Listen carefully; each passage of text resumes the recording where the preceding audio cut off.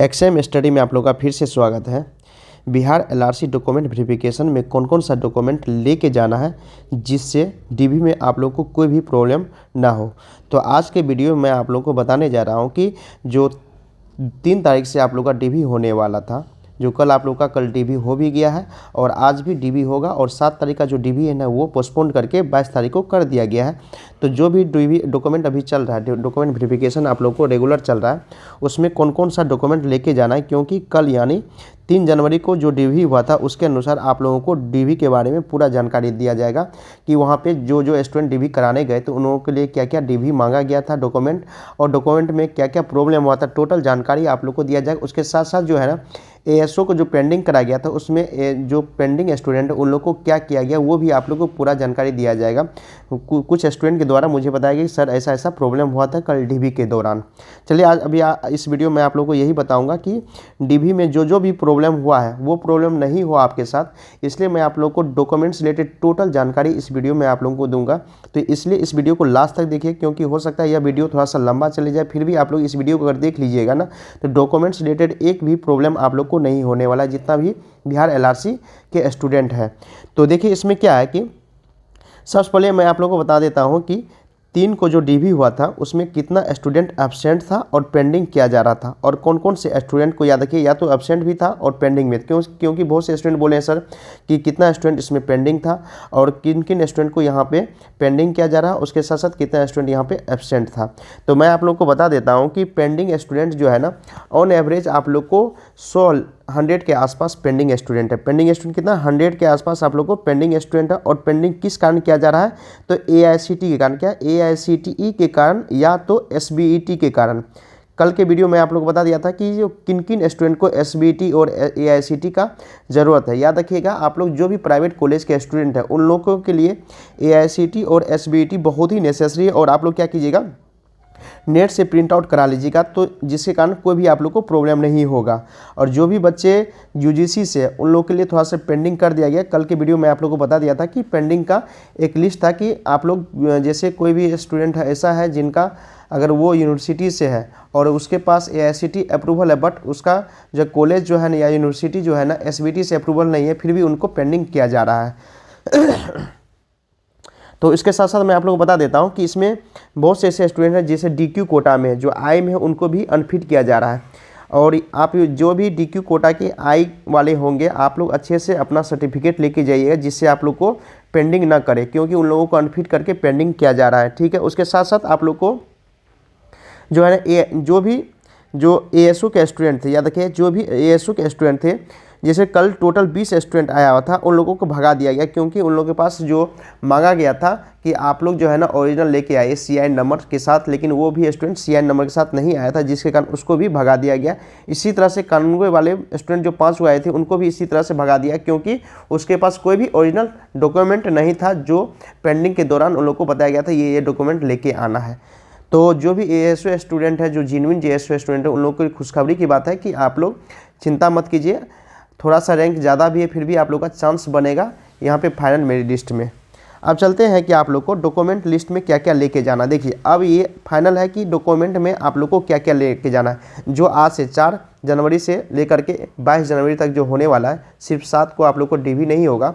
इसमें कौन कौन सा डॉक्यूमेंट लेके जाना है जिससे आपको कोई भी प्रॉब्लम नहीं होने वाला। अगर इतना डॉक्यूमेंट आप लोग के चले भी जाते हैं ना, जितना मैं आप लोगों को डॉक्यूमेंट बताने जा रहा हूं, अगर इतना डॉक्यूमेंट आप लेके चले जाते हैं तो आपको डीवी में कोई प्रॉब्लम नहीं होगा, ना पेंडिंग आप लोग को वहां पे लिखा जाएगा, और आपको वहां पे ओके करके खुशी से अपने घर आ सकते हैं। और उसके बाद जैसे ही फाइनल लिस्ट बनेगा, हो सकता है कि फरवरी के फर्स्ट वीक या लास्ट वीक में आप लोग का जो है ना फाइनल लिस्ट बन करके वहाँ पे आप लोग को डिस्ट्रिक्ट अलॉटमेंट भी कर दिया जाएगा। पहला क्या है डॉक्यूमेंट लिस्ट में, देखिए ये स्पेशल एलआरसी अमीन के लिए, याद रखिए ये डॉक्यूमेंट लिस्ट किसके लिए है, एलआरसी अमीन के लिए।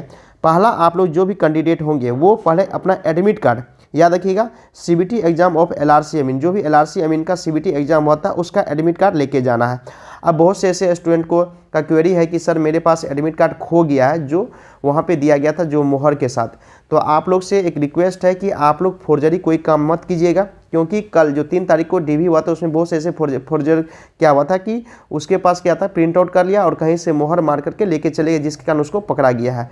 तो आप लोग के पास अगर नहीं है, खो गया है किसी कारणवश से सीबीटी LRC आई मीन का जो एडमिट कार्ड है खो गया है, तो आप लोग वहाँ पे दलील दीजिएगा सर मेरा एडमिट कार्ड खो गया है, जिसके कारण और जो भी है मेरा डॉक्यूमेंट आप चेक कर लीजिए, सब डॉक्यूमेंट मेरा ओरिजिनल है। आप अपने वेबसाइट पे भी चेक कर सकते हैं कि मैं एक जेन्युइन स्टूडेंट हूँ। अगर ये चीज़ आप बोलिएगा ना तो आपको कोई प्रॉब्लम नहीं होना। बट अगर फॉर्जरी तरीका से आप क्या कीजिएगा, फिर से ओरिजिनल सर्टिफिकेट जो एडमिट कार्ड है उसके तरह बनाना चाहिएगा, फिर आपको पकड़ लिया जाएगा। तो आप लोग ये चीज़ मत कीजिएगा जिससे आपको कोई भी प्रॉब्लम ना हो।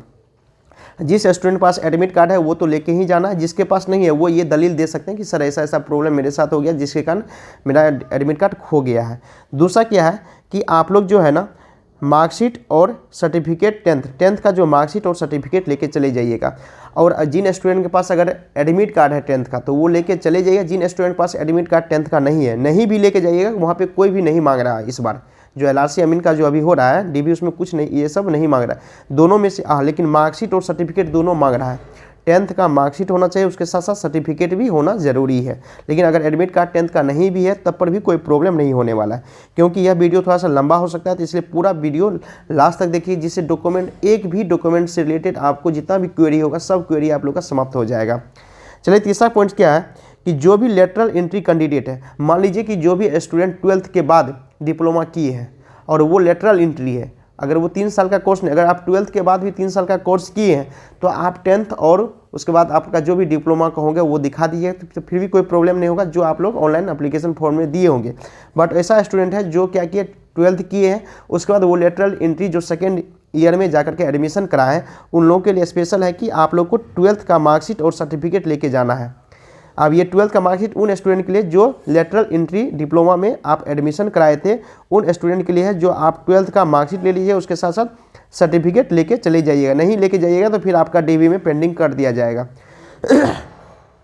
चौथा देखिए, जो भी आप लोग के क्वेरी था, बहुत स्टूडेंट का क्वेरी कुछ प्रॉब्लम आया था कि सर कौन कौन स्टूडेंट के लिए NCL जरूरी है। अब यहाँ मैं आप लोग को स्पष्ट रूप से बता दिया हूँ कि किन किन स्टूडेंट के लिए NCL जरूरी है। देखिए 1 अप्रैल 2023 के बाद वाला जो अभी करंट में फिनेंशियल ईयर है, 1 अप्रैल 2023 के बाद वाला कास्ट सर्टिफिकेट और NCL चाहिए। देखिएगा कास्ट सर्टिफिकेट और NCL किसके लिए चाहिए? OBC और EBC कैंडिडेट। देखिए जो भी बिहार के OBC और EBC कैंडिडेट होगा, सिर्फ उन्हीं कैंडिडेट के लिए एक कास्ट सर्टिफिकेट होता है और दूसरा NCL होता है। दोनों बनाना पड़ता है, दोनों लेके जाना है आप लोग को। एक कास्ट सर्टिफिकेट भी लेके जाना है, एक NCL भी लेके जाना है आप दोनों के लिए। ये स्पष्ट रूप से मैं आप लोग को बता देता हूँ। जो भी OBC कैंडिडेट होंगे या EBC कैंडिडेट होंगे, उन्हीं को कास्ट सर्टिफिकेट और NCL चाहिए। ये स्पष्ट रूप से आप लोग समझ गए होंगे। अब क्या है कि आप लोग को दूसरा पॉइंट क्या है इसी में कि 1 अप्रैल 2023 के बाद वाला कास्ट सर्टिफिकेट चाहिए किसके लिए? SC ST। मान लीजिए जो भी SC ST कैंडिडेट होंगे उनके लिए सिर्फ कास्ट सर्टिफिकेट चाहिए। अपना कास्ट या SC कास्ट सर्टिफिकेट ले लीजिएगा या ST कास्ट सर्टिफिकेट ले लीजिए, इतना ही जरूरी है SC ST कैंडिडेट के लिए। अब चलिए जो भी मान लीजिए UR कैटेगरी के हैं, जो बिहार से बिलोंग करते हैं, देखिए 1 अगस्त 2022, अब देखिए आप लोग के लिए थोड़ा सा छूट कर दिया गया है कि 1 अगस्त 2022 के बाद वाला जो है ना EWS सर्टिफिकेट चाहिए, जो बिहार के UR कैटेगरी से बिलोंग करते हैं। मान लीजिए जो भी बिहार के अस्थायी निवासी होंगे और UR कैटेगरी में बिलोंग करते होंगे, उनके लिए EWS सर्टिफिकेट चाहिए। कब से? 1 अगस्त 2022 के बाद। यहाँ पे क्या था? 1 अप्रैल 2023 था, बट जो है ना EWS के लिए थोड़ा सा छूट दिया गया कि 1 अगस्त 2022 के बाद भी आपके पास EWS सर्टिफिकेट बना हुआ है तो आप लोग लेके चले जाइए, तो कोई भी प्रॉब्लम आपको DB में नहीं होने वाला है। ये मैं जितना भी बता रहा हूँ टोटल 3 तारीख को जो DB हुआ था उसी के तत्व के अनुसार आप लोग को बता रहा हूँ। चौथा पाँचवा क्या है, चलते हैं रेसिडेंशियल। ये देखिए रेसिडेंशियल सर्टिफिकेट जो है ना, जो भी कैंडिडेट बिहार के हैं और या बिहार के बाहर जो अदर स्टेट के कैंडिडेट हैं, सभी को रेसिडेंशियल सर्टिफिकेट जरूरी है। और सभी अपना अपना स्थानीय जगह से जो भी CO RO जो भी होगा उससे बना करके अपने ब्लॉक के स्तर से लेके आ जाइएगा, तब पर भी कोई प्रॉब्लम आप लोग को नहीं होने वाला है। तो ये पाँचवा क्या है कि रेसिडेंशियल सर्टिफिकेट आपके पास होना जरूरी है। या तो आप सभी कैंडिडेट के लिए है, या तो आप बिहार से या अदर स्टेट से बिलोंग करते हैं। आप चलते हैं कि आप फोटो में, देखिए फोटो में बहुत से स्टूडेंट को प्रॉब्लम हो रहा है। कोई स्टूडेंट बोल रहा था सर 5 फोटो मांग रहा है, कोई स्टूडेंट बोल रहा है 6 फोटो मांग रहा है। तो आप लोग क्या किए, मैक्सिमम 6 फोटो लेके चले जाइएगा, जिससे आपको कोई प्रॉब्लम नहीं होने वाला। अगर 4 मांगेगा 4 दीजिए, 5 मांगे 5 दे दीजिएगा, 6 मांगेगा 6 दे दीजिएगा। तो मेरा एक ही कहना है कि 6 कम से कम मैक्सिमम 6 आप लोग क्या कीजिएगा, पासपोर्ट फोटो लेके चले जाइएगा। वो फोटो कौन सा होना चाहिए? जो आप लोग ऑनलाइन एप्लीकेशन फॉर्म में अपलोड किए होंगे। याद रखिएगा, फोटो वही लेके जाइए जो फॉर्म फिलअप करते टाइम आप लोग अपलोड किए थे फ़ोटो, वही फ़ोटो 6 गो फोटो मैक्सिमम आप लोग के चले जाइएगा, जिससे आपको कोई भी प्रॉब्लम नहीं होने वाला है यहाँ पे। इसलिए मैं आप लोग को इतना बता देता हूँ जिससे आप लोग को अगर डीवी में जाइएगा तो कोई भी प्रॉब्लम नहीं होगा। मेरे द्वारा इतना बताया जाएगा कि आपको कोई भी, अगर इतना चीज़ लेके चले जाते हैं ना, तो डॉक्यूमेंट से रिलेटेड एक भी प्रॉब्लम आपको नहीं होने वाला है डीवी के अंतर्गत, अगर आज से लेकर के अगर 22 तक लेके जा रहे हैं। उसके बाद आप जैसे ही आइएगा खुशी खुशी होकर के आइएगा कि हाँ सर मेरा पेंडिंग नहीं लिखा गया और मेरा डॉक्यूमेंट को ओके कर दिया गया और अब फाइनल लिस्ट का इंतजार है। सातवां क्या है कि चेक स्लिप था ना, जो आप लोग को अपलोडेड किया गया है बीसीसी के वेबसाइट पे, चेक स्लिप और बायोमेट्रिक स्लिप दोनों एक ही में दिया गया है। 2 पीडीएफ या 3 पीडीएफ है, ये तीनों पीडीएफ आप लोग डाउनलोड कर लीजिएगा, जितना भी मैं आप लोग को पीडीएफ बता रहा हूँ। ये चेक स्लिप और बायोमेट्रिक स्लिप, और उसमें जो भी फिलअप करने का होगा मैं एक वीडियो पहले से ही बना दिया हूँ कि कैसे चेक स्लिप और बायोमेट्रिक स्लिप को हम फिलअप करते हैं। टोटल फिलअप आप लोग करके लेके चले जाइएगा तो बेटर रहेगा आप लोग के लिए। अब चलते हैं क्या, जो ऑनलाइन एप्लीकेशन फॉर्म और उसी में 3rd पेज में डिक्लेरेशन होगा। अब देखिए कि कल एक स्टूडेंट बोला था सर कि ऑनलाइन एप्लीकेशन फॉर्म जो 3 पेज का निकल रहा है ना, उसके नीचे एक डिक्लेरेशन लिखा रहता है और डिक्लेरेशन भी लेके जाना है। अगर मान लीजिए कि आपके पास आप प्रिंट आउट करा लिए हैं पहले से और आपके में डिक्लेरेशन नहीं लिखा हुआ, तो क्या कीजिए हैंड रिटन एक डिक्लेरेशन पीछे लिख दीजिएगा, तो वो बेटर रहेगा। वहाँ पे डिक्लेरेशन लेना जरूरी है, नहीं तो आप लोग क्या कीजिए, सबसे आसान तरीका है कि डिक्लेरेशन वाला भी आप प्रिंट आउट करा लीजिएगा, आप लोग के लिए बेटर रहेगा। मैं आप लोग को स्पष्ट रूप से फिर से बता रहा हूँ, जो भी कैंडिडेट के पास ऑनलाइन एप्लीकेशन फॉर्म पहले से है, आप लोग क्या कीजिए, अगर उसके में अगर डिक्लेरेशन नहीं है तो डिक्लेरेशन वाला आप लोग क्या कीजिएगा, फिर से प्रिंट आउट करा लीजिएगा, नहीं तो अपने हैंड रिटन से लिख लीजिएगा, क्योंकि 3 तारीख का जो डीवी हुआ तो उसमें मांगा जा रहा था, जिससे आपको कोई भी प्रॉब्लम नहीं होगा। लेकिन वहाँ भी वैसे भी कुछ प्रॉब्लम नहीं होने वाला है, क्योंकि वहाँ पे बोल दिया जाएगा कि अपने हैंड रिटन से जो है ना डिक्लेरेशन लिख दीजिए और अपना साइन कर दीजिए। ये चीज़ आप लोग को यहाँ पे स्पष्ट रूप से बताया जा रहा है। तो इतना 8 पॉइंट हो गया। 9 पॉइंट में देखिए क्या है, अब मैं आप लोग को देखिए लास्ट में हम क्यों बता रहे हैं कि मार्कशीट क्यों जरूरी है। देखिए इसमें कुछ प्रॉब्लम हो रहा है, जिसके कारण बहुत से स्टूडेंट को पेंडिंग बताया जा रहा है। देखिए मार्कशीट जो है ना, जो डिप्लोमा के मार्कशीट होंगे ना, उसमें देखिए आपके पास 2 चीज़ होना जरूरी है। पहला तो टोटल सेमेस्टर का जो है ना मार्कशीट होना जरूरी है, मतलब 1 से लेकर के 6 सेमेस्टर टोटल सेमेस्टर का मार्कशीट आपके पास होना जरूरी है। उसके साथ साथ ओरिजिनल पासिंग सर्टिफिकेट भी होना जरूरी है डिप्लोमा के लिए। जो भी डिप्लोमा में होंगे उसके पास ओरिजिनल पासिंग सर्टिफिकेट भी होना चाहिए। उसके साथ साथ आपको मार्कशीट टोटल सेमेस्टर का मार्कशीट होना जरूरी है। ये चीज़ आप लोग याद रखिएगा, टोटल सेमेस्टर का मार्कशीट आपके पास होना बहुत ही नेसेसरी है। अगर ये दोनों लेके चले जाते हैं, आपको कोई भी डीबी में प्रॉब्लम नहीं होने वाला है। सबसे ज़्यादा प्रॉब्लम यहीं पे हो रहा है, सबसे ज़्यादा आप लोग को प्रॉब्लम इसी जगह देखा जा रहा है कि पेंडिंग जो लिखा रहा है यहीं पे लिखा जा रहा है। बहुत से स्टूडेंट का जो पेंडिंग हो रहा है ना, इसी कारण पेंडिंग हो रहा है कि बहुत से स्टूडेंट के पास जो है ना पासिंग सर्टिफिकेट है, बट क्या है कि उसके पास सभी सेमेस्टर का जो है ना मार्कशीट नहीं है। अब मैं आप लोगों को एक पॉइंट्स और बता रहा हूँ, जो कल स्टूडेंट जो है ना डीबी कराया था उसमें बताया गया था कि जो भी कैंडिडेट का मार्कशीट एक ही पेज पे, मान लीजिए बहुत ऐसा आप लोग को, जैसे उड़ीसा हो गया, उड़ीसा में VT SCT जो है ना, वहाँ पे क्या जाता है कि आप लोग को पूरा एक ही पेज में क्या करता है कि 6 सेमेस्टर का जो है ना मार्कशीट दे दिया जाता है। अब मान लीजिए जिन स्टूडेंट के पास एक ही पेज में 6 सेमेस्टर का मार्कशीट दिया हुआ है ना, उस कैंडिडेट को बोला जा रहा है कि आप लोग प्रोविजनल मार्कशीट सेमेस्टर वाइज लेके आइए। जो भी प्रोविजनल मार्कशीट दिया जाएगा, मान लीजिए ऑनलाइन आपको प्रिंट आउट करके जो भी दिया जा रहा है, जिस तरह से आप लोग को मार्कशीट दिया जा रहा है वो कम से लेके आइए। ओरिजिनल नहीं भी है लेकिन प्रोविजनल आपके पास है ना, जो ऑनलाइन वाला है ना, वो लेके चले जाइएगा, कोई प्रॉब्लम नहीं होने वाला है। मैं आप लोग को स्पष्ट रूप से बता रहा हूँ, जिन कैंडिडेट के पास एक पेज में अगर 6 सेमेस्टर का मार्कशीट लिखा हुआ है, उन लोग क्या कीजिएगा, अपना जो है ना इंडिविजुअल टोटल सेमेस्टर का प्रोविजनल मार्कशीट लेके चले जाइएगा, जिससे आपको कोई भी प्रॉब्लम नहीं होने वाला है।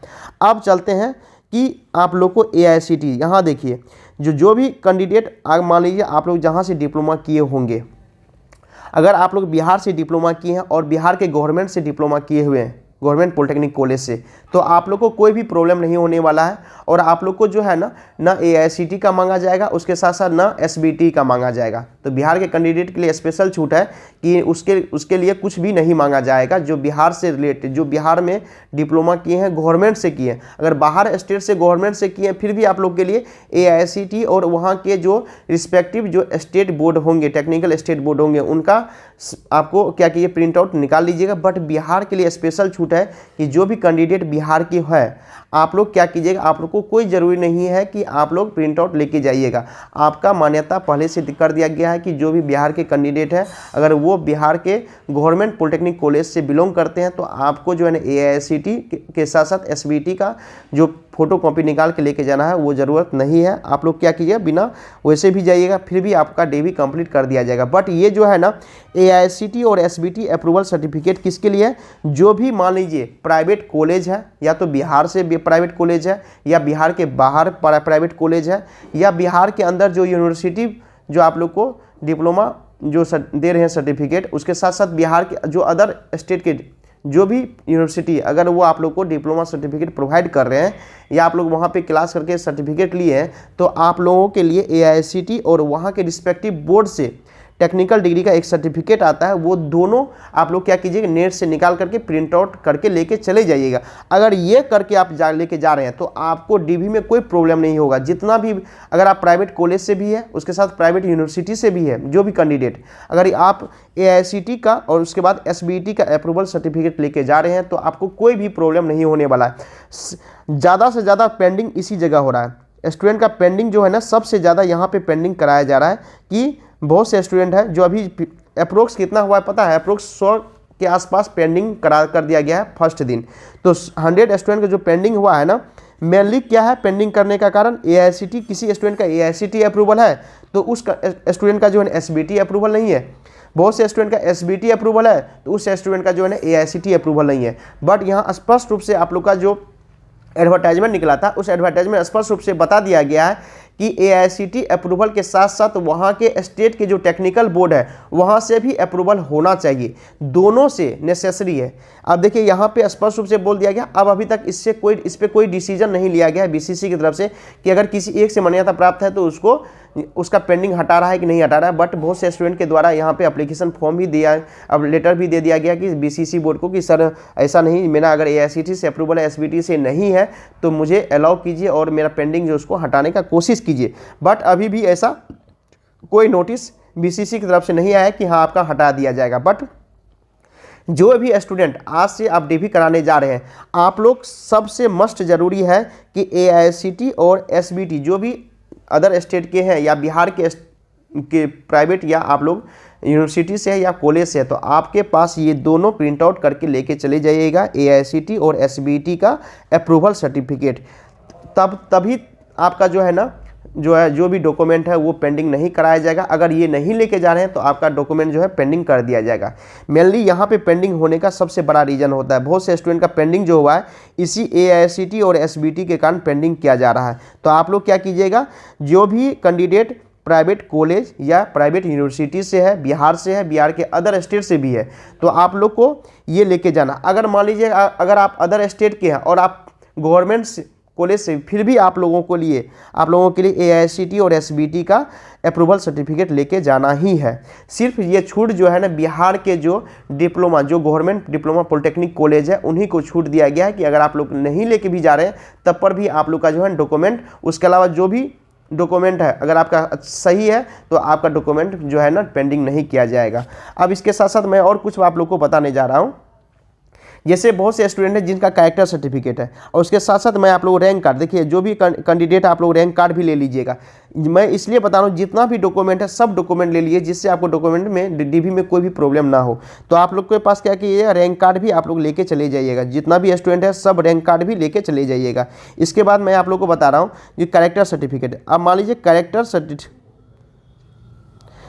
सर्टिफिकेट जो है ना, अगर जिन स्टूडेंट के पास है भी नहीं भी है, दोनों के लिए कोई बात नहीं है। कहने का मतलब अगर आपके पास कैरेक्टर सर्टिफिकेट है फिर भी लेके चले जाइएगा। जिनके पास कैरेक्टर सर्टिफिकेट नहीं है फिर भी कोई प्रॉब्लम नहीं होगा, वहाँ पे कैरेक्टर सर्टिफिकेट नहीं मांगा जा रहा है। लेकिन अगर आपके पास है कैरेक्टर सर्टिफिकेट जो कॉलेज से दिया गया है या तो आप जहाँ पे लास्ट पढ़ाई कर रहे हैं वहाँ से आपके पास कैरेक्टर सर्टिफिकेट है, अगर आपके पास है तो आप लेके चले जाइएगा, जिससे कोई भी प्रॉब्लम ना हो। उससे अच्छा बेटर है कि आप लेके चले जाए। जिन स्टूडेंट के पास कैरेक्टर सर्टिफिकेट नहीं है फिर भी उन लोगों को कोई प्रॉब्लम नहीं होने वाला है, क्योंकि जो 3 तारीख को DV हुआ था उसमें नहीं मांगा जा रहा था कैरेक्टर सर्टिफिकेट। और आप लोगों को पहले ही बता दिया हूँ कि बिहार गवर्नमेंट वाले के लिए AICTE के कोई भी डॉक्यूमेंट का ज़रूरत नहीं है। उसके साथ साथ प्राइवेट वाले के लिए AICTE अप्रूवल, उसके बाद SBT अप्रूवल ज़रूरी है। और याद रखिए जो भी प्राइवेट के स्टूडेंट है उसको बारीकी रूप से उन लोगों का डॉक्यूमेंट जांच किया जा रहा है, क्योंकि अगर जो फर्जी स्टूडेंट होगा उनको वहीं पे पकड़ लिया जा रहा है और आप लोग को प्रॉब्लम होने वाला है। और अब मैं आप लोगों को पहले बता दिया हूँ कि जो 10th का एडमिट कार्ड है उसका ज़रूरत नहीं भी अगर है तो लेके चले जाइएगा। और इसके साथ साथ डिप्लोमा का एडमिट कार्ड का जरूरत नहीं है, सिर्फ डिप्लोमा का मार्कशीट जो 6 सेमेस्टर तक है उसके साथ साथ सर्टिफिकेट जरूरी है, ये चीज़ याद रख लीजिएगा। उसके साथ साथ और जो भी डॉक्यूमेंट है आप लोग जितना भी डॉक्यूमेंट है याद रखिए, ये जो 11 डॉक्यूमेंट है ना, जो भी डॉक्यूमेंट है सब डॉक्यूमेंट पे आप लोग याद रखिएगा सेल्फ अटेस्टेड कर दीजिएगा। अगर यहाँ नहीं भी कीजिएगा तो वहाँ पे जा करके आप लोग कर सेल्फ अटेस्टेड का मतलब क्या होता है, अपना सिग्नेचर, उसके साथ साथ जो जिस डेट का आपका DV है उस डेट को लिख दीजिएगा, सिग्नेचर के साथ साथ अपना नीचे उस डेट लिख दीजिएगा। इसका कहने में आप सेल्फ अटेस्टेड हो गया। और जितना भी है सबका 2-2 कॉपी कर लीजिएगा, जिससे बाद में कोई प्रॉब्लम, अगर 3 कॉपी कीजिएगा तो उससे भी बेटर रहेगा, लेकिन मिनिमम 2 कॉपी करके लेके जाना है। एक तो आपके पास ओरिजिनल होना चाहिए, 2 सेट फोटो कॉपी होना चाहिए, मिनिमम 2 सेट फोटो कॉपी आप लोग के पास होना नेसेसरी है। और इसके बाद 3 सेट किसका ले लीजिएगा बेटर रहेगा, 3 सेट देख रहे हैं, चेक स्लिप और बायोमेट्रिक स्लिप का जो है ना 3 सेट ले लीजिएगा। इनका कितना 3 सेट आप लोग ले लीजिएगा, जिससे आपको कोई भी प्रॉब्लम नहीं होने वाला है। तो देखिए यह वीडियो थोड़ा सा ज़्यादा लंबा हो गया, बट आप लोग को जो है ना कोई भी प्रॉब्लम नहीं होगा अगर इतना आप लोग के लेके चले भी जा रहे हैं। अगर इतना डॉक्यूमेंट आप लोग के लेके जा रहे हैं DV में, तो कोई भी डॉक्यूमेंट्स रिलेटेड आप लोग को प्रॉब्लम नहीं होने वाला है। इसलिए मैं आप लोग को थोड़ा सा वीडियो ज़्यादा हो गया, टाइम ज़्यादा हो गया, कोई प्रॉब्लम नहीं है, लेकिन आपके लिए पूरी जानकारी इस वीडियो में दे दिया गया है। और आप लोग को जो भी ASO कैंडिडेट उन लोग के लिए भी आप लोग को जानकारी दे दिया है कि आप लोग को जो भी जेन्युइन स्टूडेंट है उन लोग का होने का बहुत ही ज़्यादा चांस है, क्योंकि कल जो कुछ स्टूडेंट को बुलाया गया था 20 स्टूडेंट को वहाँ से भगा दिया है, क्योंकि उन लोग के पास ओरिजिनल जो है ना सर्टिफिकेट नहीं था, जो भी CI नंबर था। इसलिए आप लोग चिंता मत कीजिए, आप लोग का भी अच्छा रिजल्ट आने वाला है। जो भी भले आपका थोड़ा सा रैंक ज़्यादा भी आ गया, कोई दिक्कत नहीं है, आराम से आप लोग निश्चित होकर के, जिन स्टूडेंट का DV पूर्ण रूप से कंप्लीट हो चुका है, और आप लोग जो भी कल से जो भी स्टूडेंट आज से DV कराने जा रहे हैं, अगर इतना डॉक्यूमेंट आप लेके जा रहे हैं तो आप लोग को भी कोई प्रॉब्लम नहीं होगा डॉक्यूमेंट से रिलेटेड।